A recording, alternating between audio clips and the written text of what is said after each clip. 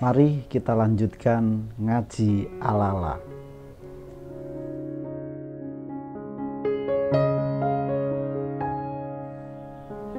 Assalamualaikum warahmatullahi wabarakatuh. Bismillah, alhamdulillah, wassalatu wassalamu ala rasulillah wa ala alihi wa sahbihi wa mawalah.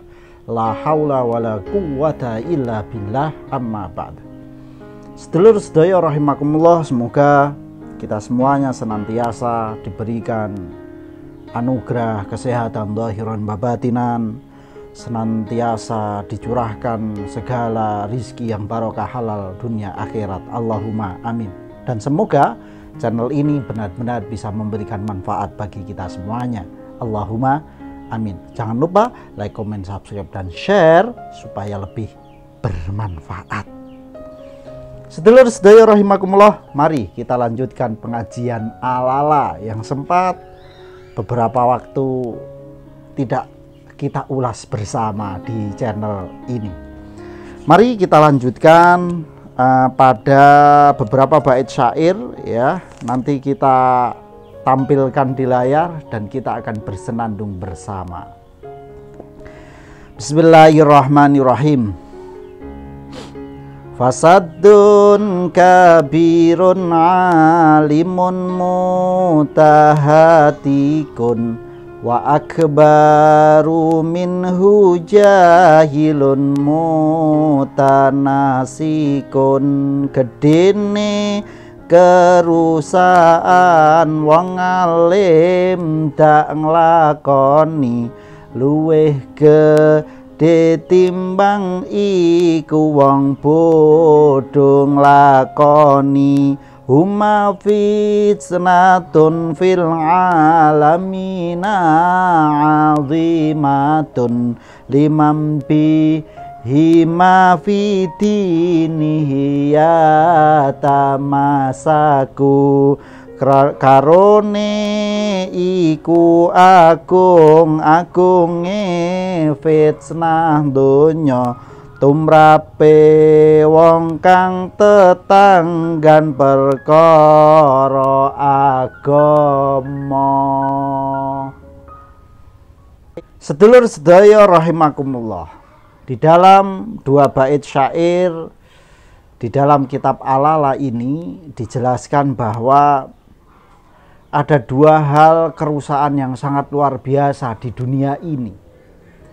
Dua kerusakan yang sangat agung, yang sangat luar biasa. Kerusakan seperti apakah itu? Yang pertama adalah fasadun kabirun alimun mutahatikun, yaitu adanya orang yang alim tetapi tidak mengamalkan apa yang dia ketahui. Kemudian yang kedua, tidak kalah memberikan efek kerusakan yang luar biasa, adalah orang yang melakukan atau mengamal atau beribadah tetapi mereka tidak memiliki ilmunya. Kedua, perilaku yang demikian ini sangat menyusahkan karena dia akan memberikan imbas yang sangat luar biasa di dalam kehidupan kita di dunia ini. Dalam sebuah slogan disampaikan, man zada ilman walam yazdad hudan lam yazdad minallahi illa bu'dan. Barang siapa bertambah ilmunya tetapi tidak bertambah hidayah dari Allah Subhanahu wa taala. Hidayah di sini adalah berbentuk keluasan hati dan kemudahan perilaku untuk melakukannya, maka tidak akan ada tambahan apapun dari Allah Subhanahu wa taala illa bu'dan, kecuali dia semakin jauh dari Allah Subhanahu wa taala. Artinya, orang yang memiliki ilmu tetapi tidak mengamalkannya, maka bukannya dia akan semakin alim, tetapi dia akan semakin jauh dari Allah Subhanahu wa taala. Diceritakan juga, al-ilmu bila amalin kasyajaratin bila thamratin.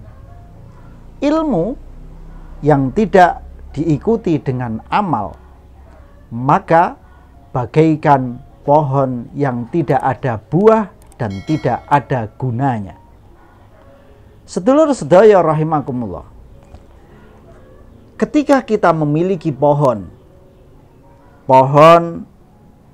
pepaya, maka apa yang kita inginkan dari pohon tersebut adalah buah pepaya tersebut. Ketika kita memiliki pohon mangga, apa yang kita inginkan? Kita ingin buah mangga tersebut muncul dari pohon tersebut. Sama juga ketika kita memiliki ilmu dan kita mengamalkannya, maka kita memiliki pohon ilmu dan kita memiliki hasil dari ilmu itu berupa amal. Tetapi ketika kita berilmu tapi kita tidak mengamalkannya, maka sama saja kita memiliki pohon yang banyak sekali, pohon salak yang banyak sekali, tapi tidak berbuah semuanya. Kemudian ketika ilmu tidak dituntun dengan adab, dengan akhlak, maka yang akan muncul adalah kesombongan yang menghancurkan. Perlu kita semua fahami, ketika ada seseorang berilmu tetapi dia tidak menggunakan akhlak dan adabnya dalam berperilaku sehari-hari, maka yang akan muncul dari kita semuanya adalah kesombongan diri kita. Kita merasa paling pintar walaupun kita hanya pandai ilmu tetapi tidak pandai mengamalkannya. Tetapi itu sangat berbahaya sekali. Karena apa? Karena dengan mudahnya kita akan mengatakan orang lain salah ketika tidak memiliki pendapat seperti kita, karena kita merasa paling benar. Dalam hal ini baru-baru saja kita semuanya diberikan pelajaran yang sangat luar biasa oleh seorang alim, alamah, yaitu Syekh Ali Jabir. Ketika beliau kemarin mendapatkan ujian dari Allah Subhanahu wa Ta'ala berupa ditikam oleh seseorang. Tetapi yang luar biasa adalah akhlak yang ditunjukkan oleh Syekh Ali Jabir. Betapa beliau memiliki rasa kasih sayang yang sangat luar biasa. Ketika sedikit pun beliau menyatakan tidak ada dendam sama sekali kepada orang yang menusuknya. Dan beliau tidak menuduh pihak manapun sebagai otak penusukan tersebut. Bahkan beliau melarang kepada setiap umat yang mencoba memperkeruh keadaan ini. Itu sebuah akhlak yang sangat luar biasa. Ilmu yang diselingi dengan akhlak, maka akan muncul demikian itu. Tetapi ilmu yang tidak disandingkan dengan akhlak, apa yang akan terjadi? Akan menjadikan kejadian pada Syekh Ali Jabir ini akan dijadikan sebuah alat untuk memukul orang lain, untuk menendang golongan lain, dan lain sebagainya. Inilah pentingnya ilmu harus diamalkan dan ilmu harus dilandasi dengan akhlak. Sedulur sedaya rahimakumullah, ada yang tidak kalah mengerikan dari orang berilmu yang tidak mengamalkan dan tidak menyandingkannya dengan akhlak, yaitu orang yang banyak berbuat, banyak beramal, tetapi dia tidak memiliki ilmu. Dia akan merasa bahwa dia sudah mendekat kepada Allah, sedangkan nyatanya dia menjauh kepada Allah. Dia merasa sudah mengumpulkan banyak pahala dari ibadahnya, sedangkan nyatanya dia bukan menambah pahala, tetapi menambah dosa, karena tidak memperdulikan ilmu di dalam amalnya. Ada sebuah kisah, cerita di Maroko pada saat itu. Ada seorang abid, orang yang ahli ibadah, namun beliau tidak memiliki ilmu yang cukup. Dia tidak mau menambah ilmunya, tapi dia lebih fokus untuk beribadah, dan beribadah. Hingga pada suatu kali dia membeli himar. Himar adalah keledai. Dia membeli keledai yang putih, bersih. Dia selalu bersihkan setiap hari, dimandikan setiap hari. Tetapi keledai itu tidak digunakan untuk apapun juga. Perlu sedulur sedaya ketahui, fungsi dari keledai adalah sebagai alat transportasi, sebagai alat untuk angkat-angkat barang dan lain sebagainya. Tetapi keledai milik seseorang ini, dia tidak gunakan untuk itu. Hanya didiamkan saja, dikasih makan, dimandikan, dan lain sebagainya. Hanya itu saja. Kemudian para tetangga mulai bertanya-tanya, kenapa orang ini memiliki keledai tapi tidak digunakan? Kemudian ditanya, hei Fulan, kenapa kau memiliki keledai tetapi nggak kau gunakan untuk bekerja? Kemudian si Fulan menjawab, aku tidak gunakan dia kecuali hanya untuk memenuhi hasrat birahiku saja. Melihat jawaban seperti itu, orang yang bertanya memberikan jawaban, kenapa kau lakukan itu? Apakah kau tidak tahu bahwa mengumpuli keledai adalah dosa besar, sama dengan hukumnya zina? Mendengar jawaban yang itu, sang Fulan kaget. Masa seperti itu? Aku tidak tahu kalau itu dosa. Kemudian si Fulan tadi menangis, meraung-raung. Menangis kok meraung-raung. Menangis. Dan menyesali apa yang dia lakukan. Itu kenapa? Karena dia tidak memiliki ilmu.